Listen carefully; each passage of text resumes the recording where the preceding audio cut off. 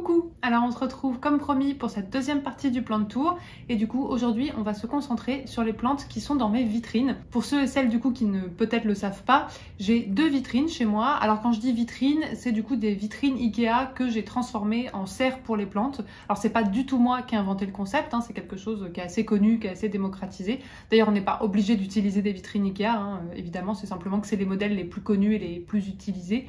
Mais bref, aujourd'hui on va pas se concentrer sur les vitrines en tant que telles, c'est-à-dire sur leur agencement, leur aménagement et sur comment faire une vitrine pour plantes. On va vraiment juste se concentrer sur les plantes dedans et donc vous présenter toutes les plantes que j'ai dans ces vitrines. Après, j'ai une vidéo déjà qui existe sur la présentation de ma vitrine blanche, donc la plus grande, où c'est une vidéo justement où je vous parle pas des plantes que j'ai dedans, mais je vous parle uniquement de comment j'ai créé cette vitrine, voilà, quel est le matériel que j'ai utilisé, que j'ai mis dedans, etc.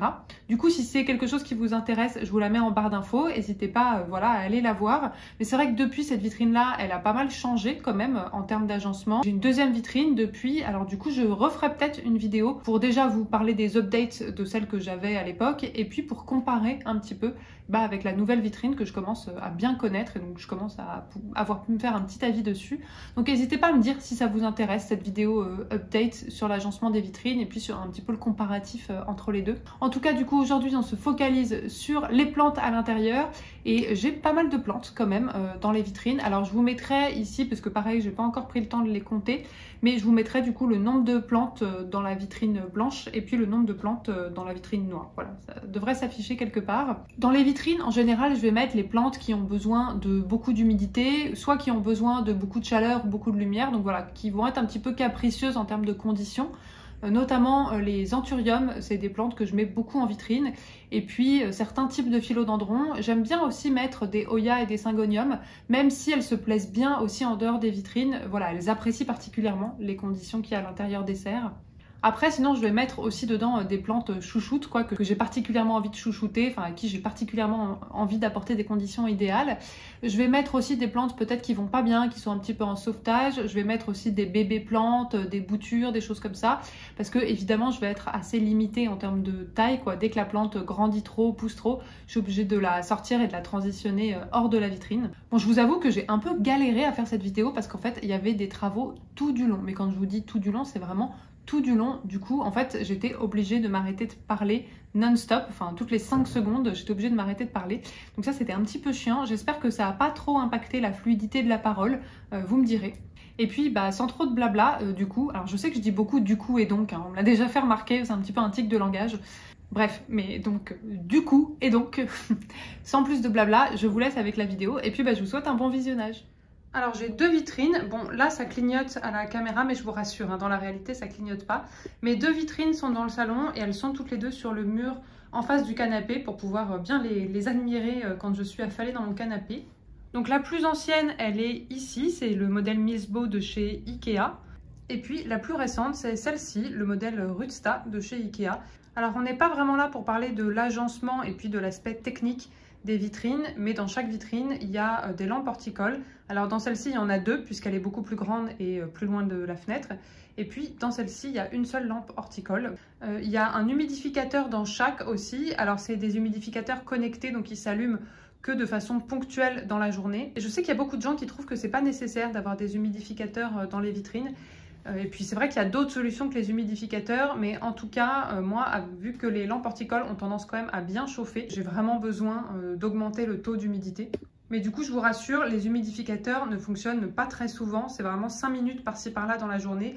Et puis évidemment, j'aère les vitrines tous les jours pour éviter le fongique. Du coup, je vous propose qu'on commence par cette vitrine-là. Alors ça, c'est la vitrine Rudsta de chez Ikea. Comme vous voyez, c'est une vitrine dans laquelle j'ai fait beaucoup d'accumulation, c'est-à-dire qu'il y a énormément de plantes les unes sur les autres, enfin tout l'espace est rempli quoi. Mais c'est vraiment quelque chose que je trouve très très très joli. Ça change un petit peu des plantes disposées vraiment voilà, les unes à côté des autres dans l'appartement. Là, elles sont vraiment les unes sur les autres, avec du coup, ça fait un énorme mélange de feuillage comme ça. Mais du coup, ça fait vraiment ce côté un petit peu terrarium géant quoi, que j'aime beaucoup. Cette espèce de mini jungle sous verre.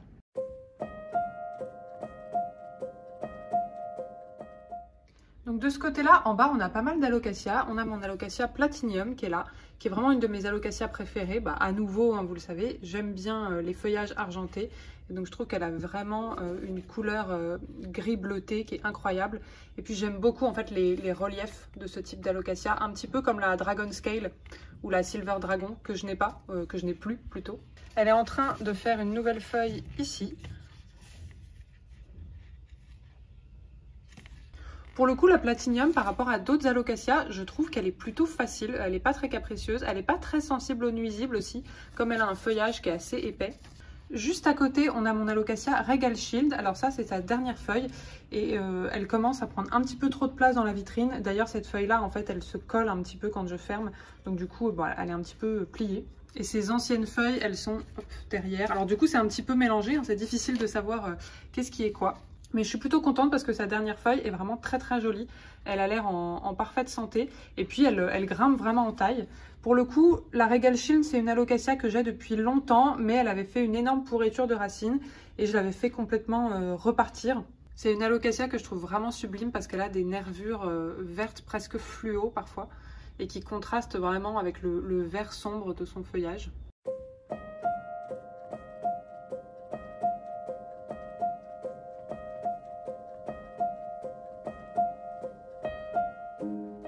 Juste ici, au-dessus, on a mon alocasia Frydek. Alors l'alocasia Frydek, dans l'absolu, c'est mon alocasia préférée, mais la mienne n'est pas terrible. Enfin, déjà, je crois qu'elle est blindée d'acariens, j'arrive pas à m'en débarrasser. Et puis, elle a beaucoup perdu de son panache. À une époque, elle était vraiment beaucoup plus fournie. J'ai vu quand même qu'elle me faisait une nouvelle feuille ici qui arrivait, donc je suis plutôt contente. La Frydek, c'est une alocasia qui a un toucher velours et des rainures extrêmement, enfin des veinages extrêmement clairs. C'est ça que je trouve vraiment magnifique. En plus, j'adore sa forme dentelée comme ça.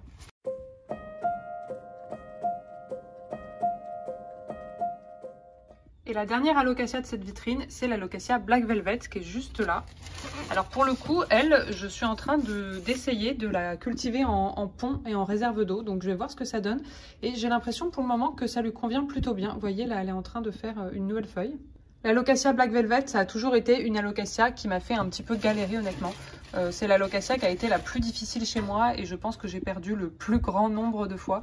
Donc voilà, là du coup j'en teste une en pont et dans la vitrine. Vous voyez, les alocasias sont sur tapis chauffant aussi. Et puis j'en ai racheté une que je vous ai montrée dans le plan de tour d'avant ici, que je cultive du coup en terre et à l'extérieur de la vitrine. Et voilà, je vais voir un petit peu, je fais des tests. Je vais voir comment ça se passe pour l'une et pour l'autre. Et puis peut-être qu'un jour je les rempoterai ensemble.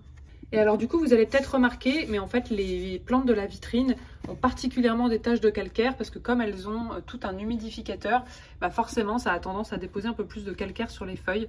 Dans l'absolu, il faudrait que j'utilise dans ces humidificateurs de l'eau déminéralisée, mais honnêtement voilà, c'est un petit peu compliqué au quotidien, donc j'ai arrêté. Je le faisais à une époque, j'ai arrêté. Donc du coup c'est vrai qu'elles ont tendance voilà, à avoir des petites taches blanches comme ça là, et il faut que je les nettoie régulièrement.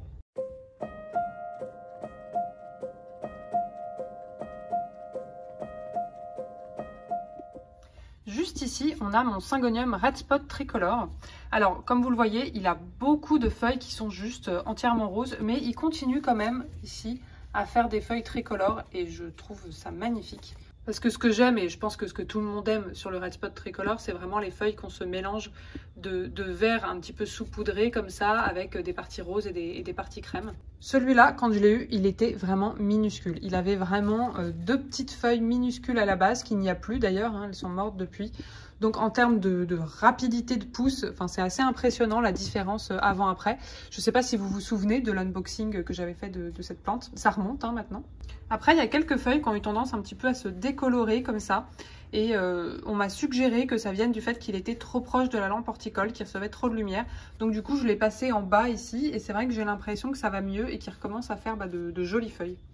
Les Syngoniums, je trouve que c'est des plantes qui se plaisent aussi particulièrement en vitrine. Vous allez voir, j'en ai plusieurs en vitrine.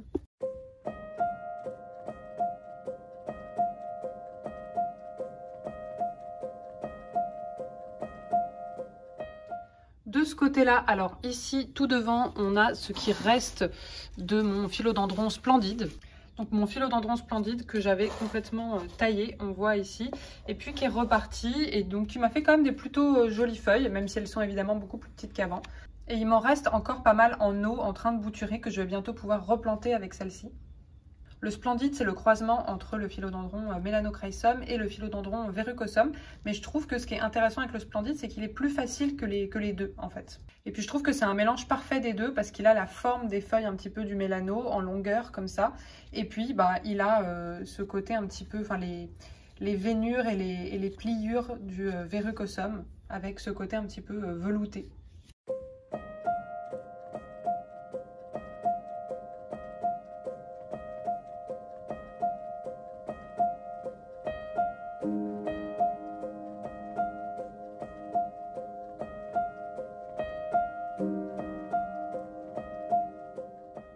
Juste derrière, un petit peu caché, on a mon Amydrium Silver. Alors, je vais vous le sortir parce que là, ça va être un peu compliqué de vous le montrer.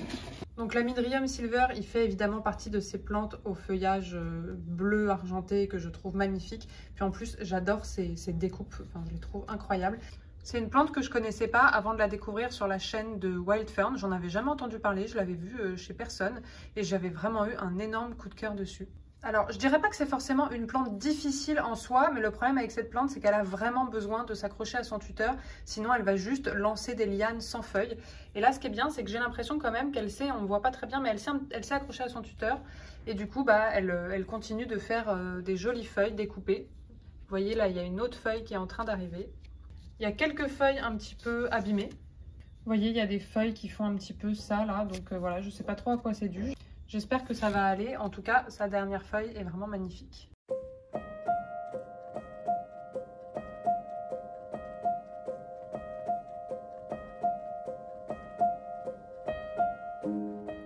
Et juste ici, on a mon philodendron Burlmarx variegata. Alors honnêtement, il n'a pas grand chose à faire en vitrine, hein. C'est une plante assez facile qui survit très bien dans les conditions de l'appartement.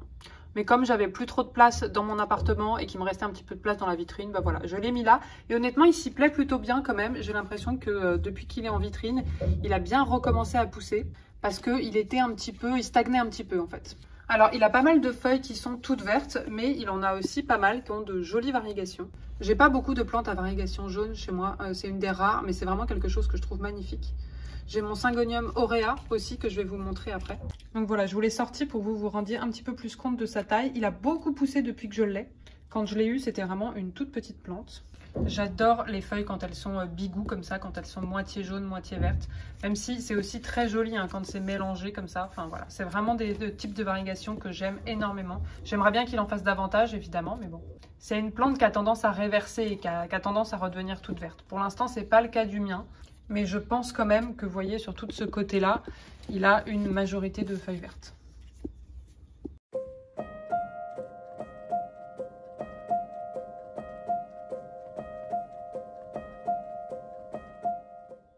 Donc je crois que là j'ai parlé de toutes les plantes du bas et on va passer aux plantes d'en haut. Donc c'est-à-dire les plantes qui sont accrochées en fait sur le fond de la vitrine, parce que ce qui est très pratique avec cette vitrine, c'est que le fond est aimanté, et donc j'ai pu mettre des petites étagères qui normalement sont des étagères, je crois pour les épices qu'on accroche au frigo, des petites étagères aimantées, et du coup ça permet d'avoir vraiment des plantes sur toute la longueur, quoi. Et c'est vraiment ça que je trouve magnifique sur cette vitrine, c'est vraiment ce mélange de tous les feuillages.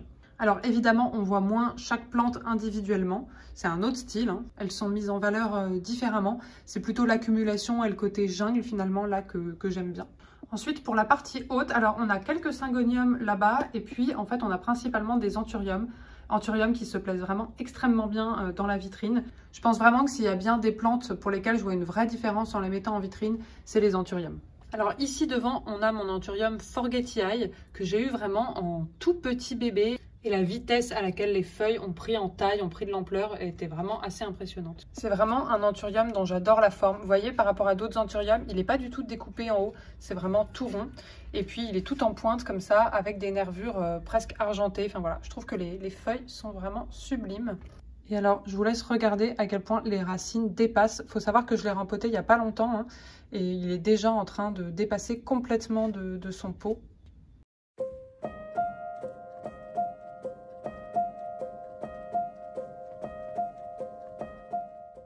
Juste ici, on a mon anthurium préféré, c'est l'anthurium dorayaki. Je vous laisse admirer quand même la taille des feuilles qu'il fait maintenant. Ça, c'est sa dernière feuille, elle est juste incroyable. Ça, c'est vraiment mon anthurium préféré, mais sans aucune hésitation. Enfin, en tout cas, parmi les anthuriums que j'ai. Hein. Et vous voyez, elle a encore une couleur un petit peu différente. Elle n'est pas complètement arrivée à maturation. Alors, cet anthurium, à une époque, il était assez en souffrance. Et il avait perdu toutes ses feuilles. Vous voyez, là, c'est son ancien pied où il n'y a plus rien dessus. Et du coup, il avait ramifié et il est parti complètement sur le côté comme ça. Alors du coup, c'est pas très stable, donc j'ai mis une petite baguette. Et c'est vraiment le fait de le passer en sphène qui l'a sauvé. Et de mettre de la sphène, en fait, de recouvrir les parties qui étaient dégarnies pour qu'il puisse refaire des racines dans cette partie-là. C'est quelqu'un qui m'avait conseillé ça et ça a effectivement très bien marché. Alors il y a quand même des feuilles qui s'abîment, ça c'est assez typique des anthuriums.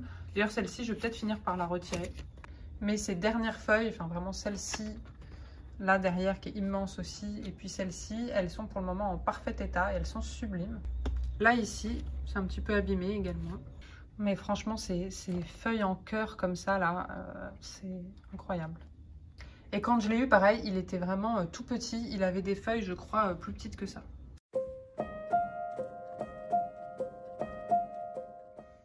Juste à côté, un peu caché, on a un croisement entre l'anthurium Silver Blush et l'anthurium Dorayaki, justement. Donc un croisement entre vraiment deux anthuriums que j'aime beaucoup.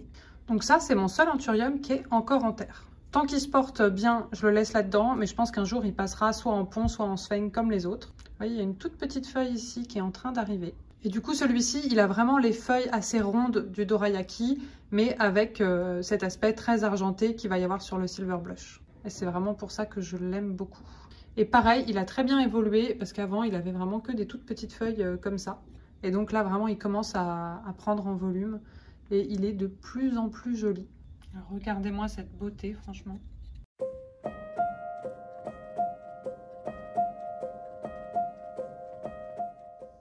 Ensuite, à côté, ici, c'est l'anthurium Silver Blush.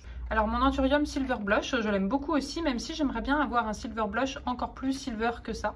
Là, il y a une nouvelle feuille qui est en train d'arriver. Et puis alors, celui-ci, il est en pont et il s'y plaît plutôt bien. Hein. Comme vous pouvez voir, les racines ont bien envahi. Et il s'était un peu dégarni tout du long. Et donc, j'ai suivi le même conseil. J'ai mis de la sphène et les racines ont vraiment pu, comme vous voyez, complètement se développer dans cette partie-là. Donc même, elles viennent trouer le plastique ici. Et du coup, il n'allait pas très bien non plus, il y a un moment. Et le fait comme ça d'avoir remis de la sphène tout du long pour qu'il puisse développer plus de racines là où ça s'était dégarni, et ben j'ai vraiment l'impression que c'est ça qui l'a sauvé aussi. Et puis depuis qu'il est en pont, il se porte beaucoup mieux également.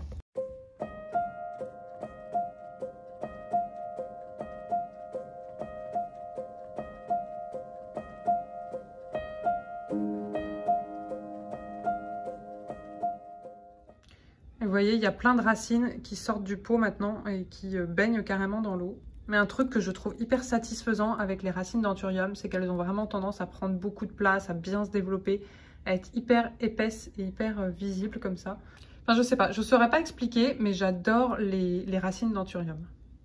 Et puis le dernier anthurium de cette vitrine, c'est celui que j'aime le moins, qui me plaît plus trop.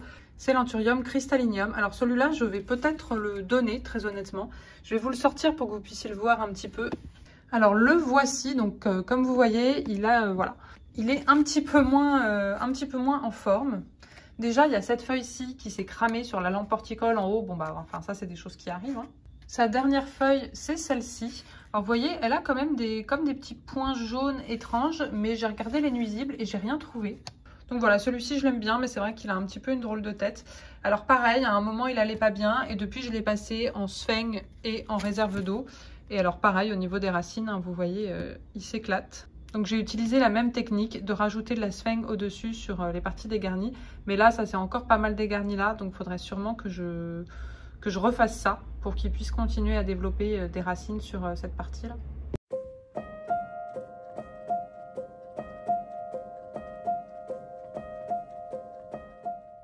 Et ensuite, on passe à la dernière étagère, alors qui est celle-ci là-bas, mais du coup, c'est des plantes qui sont un petit peu cachées. C'est dommage, elles ne sont pas très bien mises en valeur. C'est 3 petits syngoniums. Ici, on a le syngonium aurea, donc un syngonium avec des variégations jaunes, qui est quelque chose que je trouve sublime. Apparemment, les feuilles sortent d'abord vertes comme ça, et puis les variégations arrivent dans un second temps. Alors celui-ci, il s'abîmait beaucoup, donc j'avais tout coupé. Et puis bah, il est reparti doucement, mais il a quand même régulièrement des feuilles qui s'abîment, c'est-à-dire avec les parties jaunes qui ont tendance à brunir, à sécher un petit peu. Mais sinon, je trouve que c'est vraiment des variegations magnifiques. Du coup, c'est des variegations qui ressemblent un petit peu au Burle Marx variegata. Et c'est, je crois, la seule autre plante avec des variegations jaunes que j'ai chez moi. Vous voyez, alors là, c'est très léger, mais on voit qu'il y a déjà une toute petite partie brune ici. Et c'est en général, c'est ça que ça commence à faire. Et puis, ça s'étend et du coup, il y a des taches brunes qui apparaissent. Mais sur ces feuilles-là, où les variegations sont bien réparties et où il n'y a pas de grosses parties jaunes, eh ben, ça a l'air d'aller. Donc vous voyez, il a ramifié tout seul. Hein, maintenant, il a ce pied-là qui pousse et puis il y en a un autre ici. Juste à côté, ici, on a le Syngonium T25. Alors le Syngonium T25, j'ai l'impression qu'il n'est pas facile à trouver. C'est un Syngonium que je trouve très joli parce qu'il a, vous voyez, de jolies variegations blanches et des petites feuilles toutes fines, toutes pointues comme ça. Alors celui-ci pareil, il a énormément poussé depuis que je l'ai eu, parce que quand je l'ai eu c'était vraiment, voilà, quelques feuilles, c'était minuscule. J'aime beaucoup ce mélange de blanc et de vert un peu clair comme ça, je trouve qu'il a des très jolis reflets. Et du coup c'est un Syngonium qui a une forme un petit peu différente de la plupart des Syngoniums. Je ne sais pas si vous voyez ce que je veux dire, mais il ne ressemble pas tout à fait aux autres. Pareil, il a parfois des feuilles un petit peu abîmées comme ça. Et alors lui et moi, on a eu une histoire un petit peu compliquée. Quand je l'ai reçu, c'était vraiment un énorme coup de cœur. Et puis ensuite, je m'en suis un petit peu désintéressée, il allait pas très bien. Et franchement, j'ai failli le donner ou le vendre à un moment. Et puis, je sais pas, je l'ai pas fait. Et je regrette absolument pas parce que maintenant, c'est vraiment une plante que j'aime beaucoup. Donc ça me montre aussi qu'il faut vraiment que je fasse gaffe quand j'ai un petit peu des coups de tête comme ça, une plante qui me plaît plus. Et que je réagis un petit peu impulsivement. Parfois, il suffit juste de laisser passer du temps. Et puis, voilà, notre état d'esprit change. La plante change aussi, évolue. Et on retombe en amour avec elle. Et c'est clairement ce qui s'est passé pour celui-ci. Et alors la dernière plante de la vitrine, c'est ce Syngonium Green Splash, on l'appelle aussi le Grey Ghost. Et alors pour le coup, celle-ci, je m'en suis vraiment désintéressée. Elle me plaît pas trop en ce moment. Elle n'est pas très en forme. Ce que j'aime bien sur cette plante, c'est vraiment quand elle fait des feuilles comme ça, toutes tachetées, mais il n'en fait pas énormément en ce moment. Et vous voyez là, il a une feuille qui s'est abîmée, là, une nouvelle feuille qui s'est abîmée. Je pense que je vais devoir couper. Du coup, je crois qu'on a fait le tour de cette vitrine-là.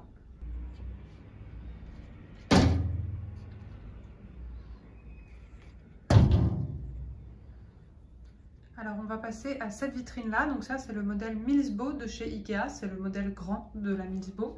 Donc comme vous le voyez, elle est un petit peu moins fournie, les plantes sont agencées d'une façon un petit peu plus espacée les unes des autres. Alors si on commence par le haut, sur la petite étagère blanche tout en haut, on a des bébés plantes. Ici, on a des petites bulbilles d'Alocasia Pink Dragon qui normalement est censée être variegata. C'est celle que j'avais reçue dans le swap avec Lucie des plantes en dilettante. Et toutes les petites bulbilles ont pris. Par contre, j'ai pas l'impression pour le moment qu'elle ait des variegations. Mais peut-être que ça viendra. Enfin, en tout cas, je la trouve très mignonne comme ça. Je l'avais fait raciner dans un mélange de perlite vermiculite. Il serait peut-être temps d'ailleurs que je finisse par la rempoter parce que ça fait un moment maintenant que c'est là-dedans. Ici, on a une petite bouture de Hoya Serpens qui a vraiment bien poussé. Elle commence à devenir assez longue. Pareil, je me demande s'il serait pas temps que je la rempote. Et je viens de voir, je ne sais pas si vous voyez, qu'elle a des pédoncules. Donc c'est possible qu'elle fleurisse. J'ai jamais eu une floraison de Hoya Serpens chez moi. La Hoya Serpens, c'est vraiment une Hoya que j'aime beaucoup. Elle est vraiment toute mignonne avec ces toutes petites feuilles poilues là. Et c'est vrai que ça ressemble un peu à des petites têtes de serpent. Juste à côté, on a une petite Hoya que j'avais reçue en cadeau. Je crois que c'est la Hoya Sigitalis. Et quand je l'ai reçue, elle avait vraiment juste les deux petites feuilles qui sont là. Donc pareil, depuis, elle a bien poussé. Alors je vous avoue que si je ne l'avais pas reçue en cadeau, je ne suis pas sûre que ça soit une Hoya que j'aurais achetée volontairement. Mais maintenant qu'elle est là, voilà, je l'aime bien. Et c'est marrant parce qu'il y a des petites herbes, enfin des petits trucs qui ont poussé dans son pot. Ici, on a des petites boutures d'Anthurium dorayaki. Donc que j'ai prélevé sur ma plante mère. Et c'est dans un petit pot à réserve d'eau. Et alors ces boutures-là, elles n'ont pas prise pendant longtemps. Et puis depuis que c'est en réserve d'eau et que la sphène est vraiment constamment humide, et ben, ça marche beaucoup mieux. Elle a fait plusieurs feuilles. Et là, vous voyez, il y en a une autre qui est en train d'arriver. Et vous voyez, depuis qu'elle est en réserve d'eau, et ben, les racines se sont énormément développé. Donc comme quoi c'est vraiment important de garder la sphène humide, quoi. Ça a vraiment fait toute la différence. Donc du coup, ça me fait vraiment un deuxième petit dorayaki. Je suis très contente parce que c'est un anthurium qui est assez difficile à trouver. Et ici, on a un bébé Florida Ghost. Et d'ailleurs, il commence tout juste à faire des feuilles qui ont la forme des feuilles du Florida Ghost. Vous voyez, là, ça commence à être découpé.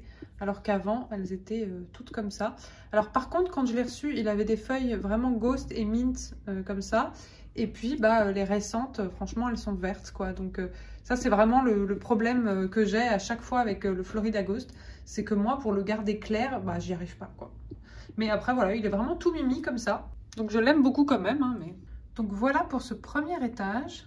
Si on passe juste à côté, ici, on va avoir... Alors ça, c'est un Syngonium Ice Frost qui allait pas bien, que j'ai complètement coupé. Donc vous voyez, je l'avais vraiment complètement rasé. Et là, il est reparti. Donc il m'a fait déjà plusieurs feuilles. Donc je suis bien contente de ne pas m'en être débarrassée. Et puis juste au-dessus, ici, on a un philodendron El Choco Red, avec sa dernière feuille qui est en train d'arriver ici. Alors, des philodendrons El Choco Red, vous verrez, j'en ai deux. Celui-ci, c'est celui qui est en terre. Et puis, j'en ai un autre en sphène, qui est en sauvetage.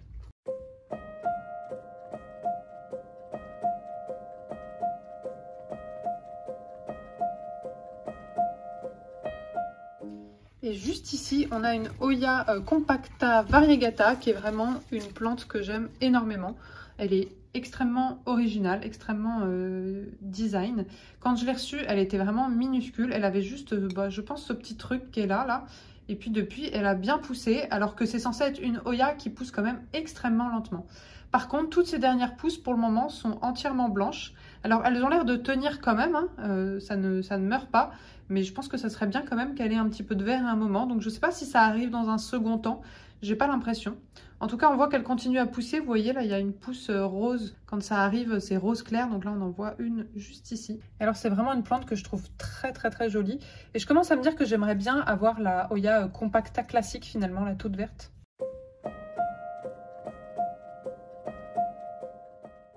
Si on descend ici, on a encore trois petites Hoya. Alors ici, c'est une Hoya plutôt récente qui était sur ma wishlist depuis longtemps. C'est la Hoya New Guinea Ghost.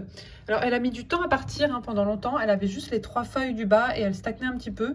Et puis comme ça arrive souvent avec les Hoya, elle est partie d'un coup. Et elle m'a fait tout ça vraiment en quelques semaines. C'est une Hoya vraiment dont j'adore la couleur en fait. J'adore ce vert très très clair comme ça, presque gris. À côté, on a encore une Hoya Serpents. Donc juste en dessous en fait de la bouture de Hoya Serpents. D'ailleurs, il faudrait que je les rempote ensemble un jour. Ça pourrait me faire une plante un peu plus fournie. Celle-ci, pareil, qui a bien poussé parce qu'elle commence vraiment à faire des lianes, alors que c'était pas du tout le cas il y a quelques mois, voire même quelques semaines. Hein. Et puis ici, une Hoya Croniana Super Silver, je crois qu'elle s'appelle. C'est une Hoya dont j'ai aussi pas mal de boutures en eau que j'attends de pouvoir replanter. Et je l'aime beaucoup à nouveau. Toujours cette couleur en fait bleu argenté que je recherche beaucoup.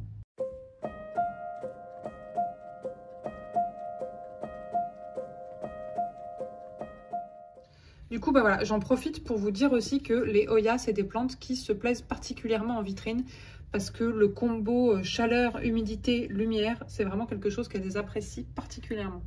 Ensuite, l'étage juste en dessous. Alors, cette vitrine est très sale et très poussiéreuse, mais on va essayer d'ignorer ça. Donc là, on a vraiment une de mes chouchoutes du moment, c'est mon bégonia Amphioxus, que j'ai mis récemment dans un pot en réserve d'eau, parce que c'est quand même une plante qui aime bien boire. C'est un bégonia qui me faisait très envie, parce que je le trouve très très original. C'est mon troisième bégonia, je crois. Je viens de réaliser que j'ai quand même 3 bégonias. Et puis j'aimais beaucoup son côté, on dirait un petit peu qu'il est malade, qu'il a la varicelle. Mais moi qui aime bien les plantes un petit peu bizarres, un petit peu spéciales, voilà, je le trouve vraiment adorable et très particulier.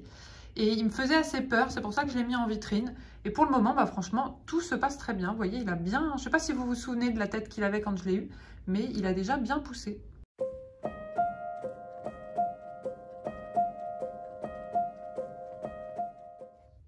Juste ici, on a ma plante chouchoute.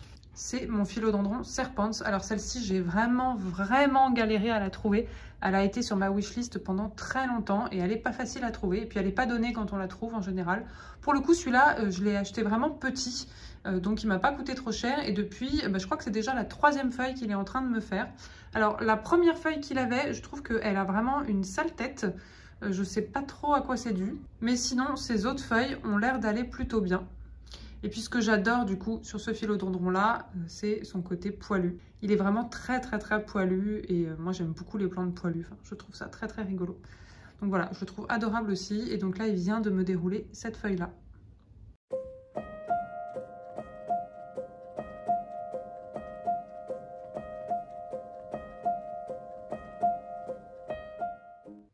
Ensuite, ici, on a ce qui reste de mon philodendron Plomanie, donc qui était beaucoup plus grand à une époque. C'est une plante en fait que j'avais eue toute bébé, et puis j'avais réussi à bien la faire pousser en plante mature. Mais en fait, il allait pas bien, et donc j'avais fini par tout couper. Vous voyez, on voit ça ici.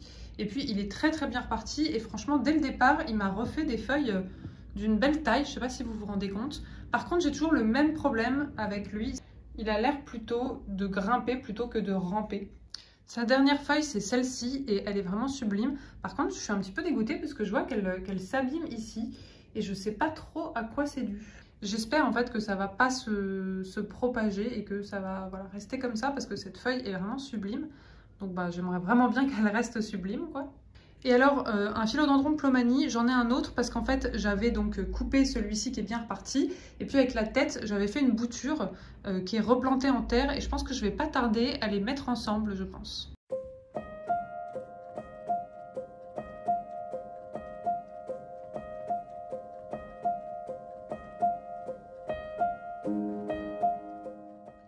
Et alors sur l'étage du bas, on a surtout des plantes avec des grands tuteurs que j'ai du mal à caser ailleurs. Et puis quelques marantas. Alors les marantas, elles sont un petit peu mélangées les unes aux autres, mais derrière ici on a une silver band. Et pour le coup, c'est une de mes marantas qui se maintient le mieux en ce moment. Juste devant, mais vraiment on voit à peine la différence avec la silver band, c'est la maranta Noid ou Noidi qui va un petit peu moins bien. Et puis juste là, c'est la maranta Lightven qui est une maranta que j'aime beaucoup. Mais pareil, voilà, qui est assez haut et assez bas. Hein. Celle qui vraiment se maintient le mieux, c'est la silver band qui est là-bas. Celle-ci, voilà, elle va bien depuis que je l'ai. Donc ça, c'est les 3 marantas qui me restent maintenant en terre. J'ai encore ma Fascinator et ma Lemon Lime, mais elles sont en pont. Et c'est vraiment des petites boutures qui me restent de mes anciennes plantes. Mais sinon, mes marantas ont vraiment dépéri l'année dernière. Et donc voilà, ça, c'est celles qui me restent, qui survivent bien en vitrine pour le moment. Mais je ne suis pas non plus très sereine. Et les marantas, c'est vraiment, c'était parmi mes plantes préférées à une époque, mais j'ai eu tellement de déboires, cette année ou plutôt l'année dernière, que j'en suis un petit peu revenue, même si, vous voyez, là, je trouve que la silver band est vraiment très jolie.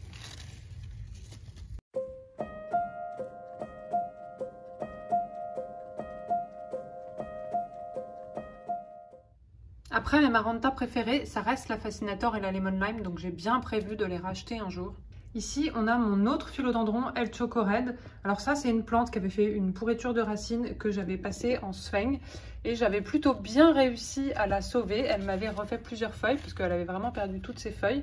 Et là, je l'ai passée sur ce tuteur auto-arrosant que quelqu'un m'a envoyé. À l'époque où il me l'avait envoyé, il ne commercialisait pas encore, mais je crois que maintenant il commercialise. Donc vous pouvez aller voir sur le compte Insta Soutiens ta plante. Je suis très satisfaite de ce tuteur auto-arrosant. Depuis que mon philodendron El Choco Red est dessus, il m'a sorti une feuille qui est absolument sublime. Et puis, il est en train de m'en ressortir une autre ici qui, je pense, va être très belle aussi. Par contre, c'est plus ancienne. Je trouve qu'elles font un petit peu la tête. Bon, au-delà du fait qu'elles sont poussiéreuses et pleines de calcaire, j'ai l'impression qu'elles s'abîment un petit peu. Mais après, ça m'inquiète pas plus que ça, vu qu'il vient de me faire celle-ci et qu'il y a celle-ci qui est en cours. Par contre, avant, il était dans un pot transparent et je pouvais bien voir les racines. Et c'est vrai que là, c'est un petit peu plus compliqué. Mais comme le tuteur était accroché à ce pot-là, j'ai pas trop eu le choix, en fait, de le mettre là-dedans. Mais c'est vrai que j'aimais bien quand même voir ses racines. Vu qu'il les a déjà pourries une fois et qu'il est en sauvetage, c'est vrai que voilà, ça me rassurait, quoi.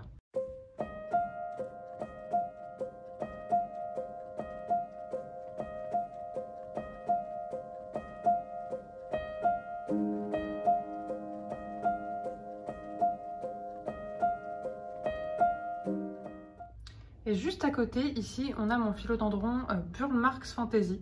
Alors, à la base, il avait 2 pieds, sauf qu'il y en a un, vous voyez, qui est ici, là, en fait, qui s'est cassé. Et en fait, toutes les feuilles d'en haut ont commencé à aller mal. Je ne comprenais pas pourquoi. Je me suis rendu compte que, bah, tout simplement, voilà, ça s'était cassé ici. Donc, j'ai retiré, j'ai mis en eau. Et puis, bah, j'espère que ça va ramifier, que ça va repartir. Et sinon, le pied principal va plutôt bien. C'est une plante que j'ai reçue. Je crois qu'elle s'arrêtait peut-être ici. Donc depuis, elle a bien poussé et surtout, elle m'a vraiment fait des feuilles de plus en plus grosses. Et alors, on revient sur cette fameuse couleur que j'adore. Voilà, ce bleu clair grisé, un peu argenté. Je trouve que le Burle Marx Fantasy, c'est vraiment une plante magnifique. Il a bien dépassé de son tuteur, donc il faudrait clairement que j'agrandisse son tuteur. Par contre, le problème que j'ai avec cette plante, c'est que quand je l'ai reçue, je crois que je l'avais raconté en vidéo, j'étais un petit peu surprise parce qu'en fait, il n'y avait aucune racine. C'est-à-dire que toutes les racines de la plante, en fait, étaient le long du tuteur. Et donc là, je l'ai mis en sphène pour essayer de le faire raciner. Je ne sais pas trop à quel point ça a pris, il faudrait que je vérifie où en sont les racines là. Mais sinon, en fait, la plante se maintient avec les racines qu'elle a dans le tuteur. Ce qui fait que je dois faire vraiment hyper gaffe à maintenir son tuteur bien humide et puis bah, à l'agrandir vraiment en temps et en heure. Du coup, voilà, je trouve ça un petit peu contraignant et le vendeur m'a dit que c'était normal qu'il y ait des racines que le long du tuteur. Mais honnêtement, je suis un petit peu sceptique. En tout cas, je trouve que c'est quelque chose quand même... Enfin, il vaut mieux prévenir quoi l'acheteur parce que tout le monde n'a pas l'habitude de cultiver les plantes comme ça. Donc voilà, bon, ça m'a un petit peu chafouiné, on va dire. Mais c'est vrai qu'à part ça, la plante est en bonne santé. Et puis ça commence à faire un moment maintenant que je l'ai et voilà, elle se maintient. Bon, toujours les taches de calcaire ici. Bon, et puis de toute façon, elle est vraiment arrivée tout en haut là. Donc soit je la bouture et je rajoute un pied, soit je la sors carrément de la vitrine, quoi. Mais je pense que la sortir de la vitrine, c'est quand même plutôt une mauvaise idée. Parce que c'est une plante qui aime bien l'humidité. Et puis en plus avec son tuteur en sphène qui doit rester relativement humide, ben, franchement je le sens pas quoi. Donc je pense que bah, je vais la couper et puis je le rajouterai des pieds. Comme ça fera une plante plus fournie. Donc ça sera pas plus mal.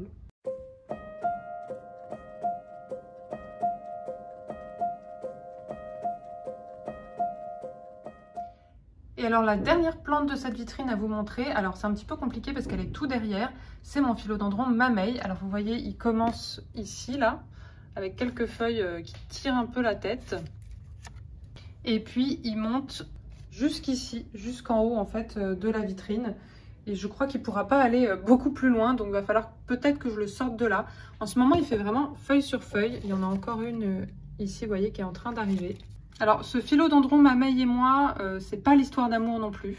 Bon, déjà, j'ai le même problème qu'avec mon philodendron Plomanie, c'est-à-dire qu'au lieu de ramper comme est censé le faire un philodendron Mamey, il grimpe. Mais surtout, en fait, par 2 fois, j'ai dû complètement vous voyez ici, le couper.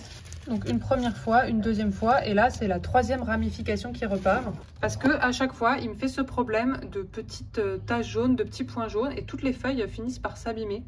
Et honnêtement, mon hypothèse, c'est vraiment juste qu'il est malade, quoi. Je pense que génétiquement, il y a quelque chose qui fait que bah, ça revient systématiquement, même si je le coupe. Donc pour l'instant, tant qu'il tient encore, bah, je le garde. Surtout que ces dernières feuilles ici sont plutôt jolies.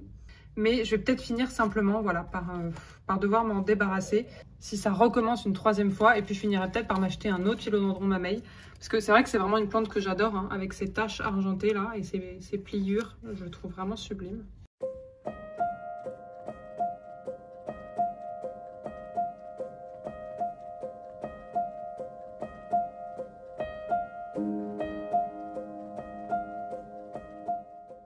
Donc voilà pour cette vitrine là. Alors finalement je crois que ça a été un petit peu plus rapide parce que comme les plantes sont plus espacées, je peux vous les montrer sans avoir besoin de toutes les sortir quoi. Alors que dans l'autre, vraiment pour vous montrer les plantes, elles sont tellement les unes sur les autres que je suis obligée à chaque fois de les sortir, de les remettre. Bon par contre, hop, à chaque fois pour la fermer, c'est un petit peu une galère.